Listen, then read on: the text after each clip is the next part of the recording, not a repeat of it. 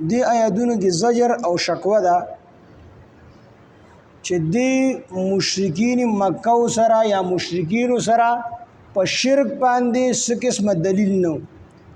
نو چې کله مسلمانانو په دې باندې آیاتونه لوستل توحید چې الله تعالی وحده لا شریک دی د توحید آیاتونه به مسلمانانو دې ته بیانول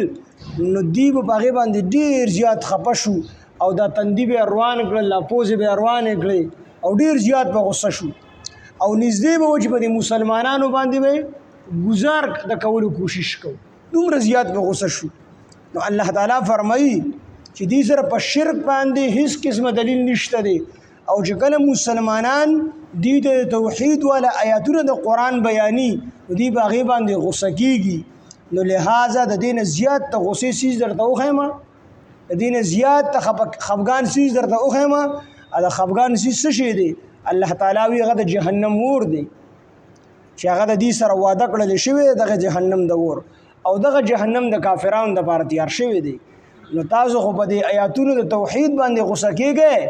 خو بیا به تاسو له دې خبره باندې ډیر زیات خفغان او ډیر زیات افسوس درځي چې تاسو ټول په ټول به جهنم ته ولړ کېږئ د څنګه چې په دې غوسه کېږئ نو دکه شان د دې نه زیات د غوسې سیز خو جهنم دی چې تاسو ته بار بار وی الله تعالی فرمایي چې ما دا جهنم دا د کافرانو لپاره تیار کړی دی اعدت للکافرین نو دا بیا تاسو لپاره ډیر د غوسې سیز دی